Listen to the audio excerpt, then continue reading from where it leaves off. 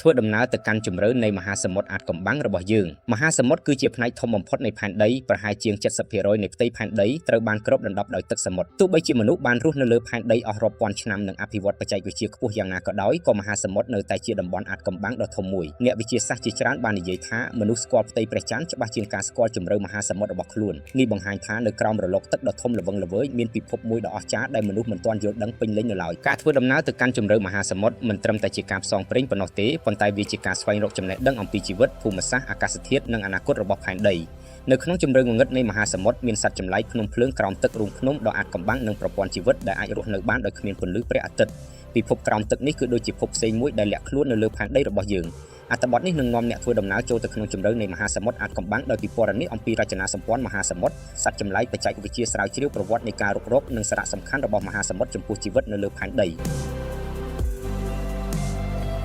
ីមហាសមុទ្រពិភពដ៏ធំល្វឹងល្វើយមហាសមុទ្រគ្របដណ្ដប់ផ្ទៃផែនដីយ៉ាងធំធេងហើយត្រូវបានបែងចែកជាមហាសមុទ្រចម្បង5គឺមហាសមុទ្រប៉ាស៊ីហ្វិកអាត្លង់តិកឥណ្ឌាអាក់ទិកនិងមហាសមុទ្រខាងត្បូងក្នុងចំណោមនេះមហាសមុទ្រប៉ាស៊ីហ្វិកគឺធំបំផុតនិងជ្រៅបំផុតទឹកមហាសមុទ្រមានតួនាទីយ៉ាងសំខាន់ក្នុងការគ្រប់គ្រងអាកាសធាតុផែនដីវាស្រូបកម្ដៅពីព្រះអាទិត្យហើយចែកចាយកម្ដៅតាមរយៈចរន្តទឹកប្រសិនបើគ្មានមហាសមុទ្រផែនដីប្រហែលជាមិនអាចមានជីវិតបានឡើយមហាសមុទ្រក៏ជាប្រភពអុកស៊ីសែនដ៏សំខាន់រុក្ខជាតិសមុទ្រតូចៗដែលគេហៅថា Phytoplankton ផលិតអុកស៊ីសែនជាច្រើនសម្រាប់មនុស្សនិងសត្វដកដង្ហើមក្រៅពីនេះមហាសមុទ្រផ្ដល់អាហារថាមពលនិងធនធានធម្មជាតិជាច្រើនការបែងចែកតំបន់ជម្រៅសមុទ្រមហាសមុទ្រត្រូវបានបែងចែកជាតំបន់ជម្រៅផ្សេងៗដែលមានលក្ខណៈខុសគ្នាតំបន់ពន្លឺព្រះអាទិត្យតំបន់ខាងលើបំផុតនៃមហាសមុទ្រគឺជាតំបន់ដែលពន្លឺព្រះអាទិត្យអាចចូលដល់នៅទីនេះមានរុក្ខជាតិសារាយនិងសត្វសមុទ្រជាច្រើនត្រីផ្សោតត្រីបាឡែននិងសត្វសមុទ្រផ្សេងៗរស់នៅក្នុងតំបន់នេះតំបន់ពាក់កណ្ដាលងងឹតនៅជម្រៅកាន់តែជ្រៅពន្លឺព្រះអាទិត្យចាប់ផ្ដើមខ្សោយសត្វនៅទីនេះមានភ្នែកធំនិងសមត្ថភាពពិសេសក្នុងការស្វែងរកអាហារតំបន់ងងឹតចាប់ពីជម្រៅប្រហែល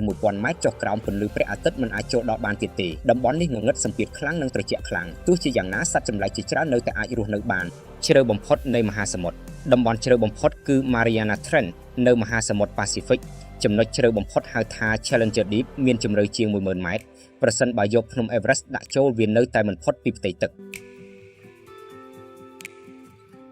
ពិភពសត្វអាតកំបាំងក្រោមទឹកជម្រៅមហាសមុទ្រមានសត្វចម្លែកជាច្រើនដែលមើលទៅដូចមកពិភពផ្សេងត្រី Anglerfish ត្រីនេះមានអំពូលភ្លឺនៅលើក្បាលដើម្បីទាក់ទាញអាហារនៅក្នុងភាពងងឹតពន្លឺតូចៗនេះជួយឲ្យវាចាប់សត្វផ្សេងៗបាន Giant Squid មឹកយក្សគឺជាសត្វដ៏អាតកំបាំងមួយវាមានដៃវែងនិងភ្នែកធំខ្លាំងអ្នកវិទ្យាសាស្ត្រមិនទាន់ស្គាល់ជីវិតរបស់វាពេញលេញនៅឡើយត្រី Transparent សត្វខ្លះមានខ្លួនថ្លាដើម្បីលាក់ខ្លួនពីសត្រូវការសម្របខ្លួនបែបនេះធ្វើឲ្យពួកវាអាចរស់នៅក្នុងភាពងងឹតបានសត្វដែលបញ្ចេញពន្លឺសត្វជាច្រើននៅជម្រៅមហាសមុទ្រអាចបញ្ចេញពន្លឺដោយខ្លួនឯងបាតុភូតនេះហៅថា bioluminescence វាជួយក្នុងការទាក់ទាញអាហារការពារខ្លួននិងទំនាក់ទំនងគ្នាភ្នំភ្លើងក្រោមទឹកនៅក្រោមមហាសមុទ្រមានភ្នំភ្លើងជាច្រើនភ្នំភ្លើងទាំងនេះអាចផ្ទុះនិងបង្កើតកោះថ្មីៗ Hydrothermal vents គឺជាប្រភពទឹកក្តៅក្រោមសមុទ្រដែលបញ្ចេញសារធាតុរ៉ែទោះបីជាគ្មានពន្លឺព្រះអាទិត្យក៏មានសត្វនិងបាក់តេរីរស់នៅជុំវិញវាបង្ហាញថាជីវិតអាចមាននៅកន្លែងដែលមនុស្សមិននឹកស្មានដល់អ្នកវិទ្យាសាស្ត្រជឿថាជីវិតដំបូងលើផែនដីប្រហែលកើតឡើងនៅជុំវិញ Hydrothermal vents ប្រវត្តិនៃការរុករកមហាសមុទ្រមនុស្សបានធ្វើដំណើរតាមសមុទ្រអស់រាប់ពាន់ឆ្នាំប៉ុន្តែការរុករកជម្រៅមហាសមុទ្រពិតប្រាកដទើបចាប់ផ្ដើមនៅសតវត្សទី20 Jacques Cousteau គឺជាអ្នករុករកសមុទ្រដ៏ល្បីគាត់បានបង្កើតឧបករណ៍ Scuba ដែលអនុញ្ញាតឲ្យមនុស្សមុជទឹកបានយូរគាត់ក៏បានផលិតភាពយន្តអំពីជីវិតក្រោមសមុទ្រដែលធ្វើឲ្យមនុស្សជុំវិញពិភពលោកចាប់អារម្មណ៍លើមហាសមុទ្រការចុះទៅ Challenger Deep នៅឆ្នាំ1960អ្នកវិទ្យាសាស្ត្រ2នាក់បានចុះទៅកាន់ Challenger Deep ជាលើកដំបូងពួកគេប្រើយានមុជទឹកពិសេសដែលអាចទប់ទល់នឹងសម្ពាធខ្លាំងក្រោយមកអ្នកផលិតភាពយន្ត James Cameron ក៏បានចុះទៅកាន់ជម្រៅនេះផងដែរគាត់បានថតរូបនិងប្រមូលទិន្នន័យជាច្រើនបច្ចេកវិទ្យាស្រាវជ្រាវក្រោមសមុទ្រការសិក្សាមហាសមុទ្រត្រូវការបច្ចេកវិទ្យាពិសេស Submarine យានមុជទឹកអាចនាំមនុស្សចុះទៅក្រោមទឹកវាមានសំបករឹងដើម្បីការពារពីសម្ពាធ ROV គឺជាយានក្រោមទឹកបញ្ជាពីចម្ងាយវាអាចចូលទៅកន្លែងដែលមនុស្សមិនអាចទៅបាន Sonar ប្រើសំឡេងដើម្បីវាស់ជម្រៅនិងស្វែងរកវត្ថុក្រោមទឹកវាជាបច្ចេកវិទ្យាសំខាន់ក្នុងការធ្វើផែនទីបាតសមុទ្រ Satellite ផ្កាយរណបអាចតាមដានចរន្តទឹកសីតុណ្ហភាពនិងការប្រែប្រួលអាកាសធាតុទីក្រុងនិងនាវាលិចក្រោមទឹកក្រោមមហាសមុទ្រមានសំណល់អរិយធម៌និងនាវាលិចជាច្រើន Titanic នាវា Titanic បានលិចនៅឆ្នាំ1912ហើយត្រូវបានរកឃើញវិញនៅឆ្នាំ1985វាស្ថិតនៅជម្រៅជាង 3800 ម៉ែត្រទីក្រុងបាត់បង់អ្នកវិទ្យាសាស្ត្រខ្លះជឿថាមានទីក្រុងបុរាណខ្លះលិចក្រោមទឹកដោយសាររញ្ជួយដីឬកម្ពស់ទឹកសមុទ្រកើនឡើងការរុករកទីក្រុងទាំងនេះជួយឲ្យយើងយល់អំពីប្រវត្តិសាស្ត្រមនុស្សមហាសមុទ្រនិងអាកាសធាតុផែនដីមហាសមុទ្រមានតួនាទីធំក្នុងការគ្រប់គ្រងអាកាសធាតុវាស្រូបឧស្ម័នកាបូនឌីអុកស៊ីតនិងកម្ដៅពីបរិយាកាស El Niño និង La Niña គឺជាបាតុភូតមហាសមុទ្រដែលអាចប៉ះពាល់ដល់អាកាសធាតុពិភពលោកវាអាចបង្កឲ្យមានភ្លៀងធ្លាក់ខ្លាំងគ្រោះរាំងស្ងួតនិងព្យុះ ការកើនឡើងសីតុណ្ហភាពផែនដីកំពុងធ្វើឲ្យទឹកសមុទ្រក្តៅឡើងនិងកម្ពស់ទឹកកើនឡើងនេះជាបញ្ហាធំសម្រាប់ទីក្រុងនៅតាមឆ្នេរ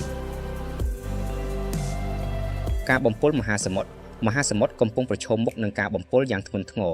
ផ្លាស្ទិកសម្រាមផ្លាស្ទិករាប់លានតោនត្រូវបានបោះចូលសមុទ្ររៀងរាល់ឆ្នាំសត្វសមុទ្រជាច្រើនស្លាប់ដោយសារញ៉ាំផ្លាស្ទិកប្រេងលេចធ្លាយគ្រោះថ្នាក់នាវាដឹកប្រេងអាចបំពុលទឹកសមុទ្រនិងបំផ្លាញប្រព័ន្ធអេកូឡូស៊ីការនេសាទលើសកម្រិតការនេសាទច្រើនពេកធ្វើឲ្យចំនួនត្រីថយចុះប្រសិនបើមិនមានការគ្រប់គ្រងល្អសត្វសមុទ្រជាច្រើនអាចផុតពូជផ្កាថ្មនិងជីវៈចម្រុះផ្កាថ្មគឺជាប្រព័ន្ធអេកូឡូស៊ីដ៏សំខាន់វាជាផ្ទះសម្រាប់សត្វសមុទ្រជាច្រើន Great Barrier Reef នៅអូស្ត្រាលីគឺជាប្រព័ន្ធផ្កាថ្មធំបំផុតក្នុងពិភពលោកប៉ុន្តែវាកំពុងរងផលប៉ះពាល់ពីការក្តៅឡើងនៃទឹកសមុទ្រការស្លាប់របស់ផ្កាថ្មអាចប៉ះពាល់ដល់ជីវៈចម្រុះនិងជីវភាពមនុស្សដែលពឹងផ្អែកលើសមុទ្រមហាសមុទ្រនិងអនាគតមនុស្សជាតិមនុស្សកំពុងស្វែងរកវិធីប្រើប្រាស់ធនធានមហាសមុទ្រដោយចីរភាពថាមពលពីរលកនិងខ្យល់សមុទ្រអាចជួយក្នុងវិស័យវេជ្ជសាស្ត្រសារធាតុពិសត្វនិងរុក្ខជាតិសមុទ្រខ្លះអាចប្រើផលិតថ្នាំអ្នកវិទ្យាសាស្ត្រក៏កំពុងសិក្សាថាជីវិតនៅជម្រៅមហាសមុទ្រអាចជាគន្លឹះសម្រាប់ស្វែងរកជីវិតនៅលើភពផ្សេងៗអារម្មណ៍នៃការធ្វើដំណើរក្រោមសមុទ្រការចុះទៅក្នុងជម្រៅមហាសមុទ្រគឺដូចជាការចូលទៅក្នុងពិភពអាថ៌កំបាំងមួយពន្លឺបាត់បង់បន្តិចម្ដងបន្ទាន់ហើយភាពងងឹតចាប់ផ្ដើមគ្របដណ្ដប់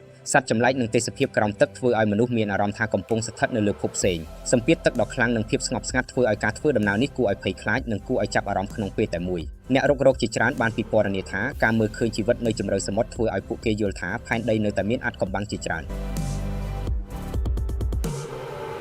សរុបមកមហាសមុទ្រគឺជាពិភពដ៏ធំអាចកំបាំងនិងពោពេញដោយជីវិតទោះបីជាមនុស្សបានអភិវឌ្ឍបច្ចេកវិទ្យាទំនើបយ៉ាងណាក៏ដោយក៏យើងនៅតែមិនទាន់ស្គាល់ជម្រៅមហាសមុទ្រទាំងស្រុងនៅឡើយ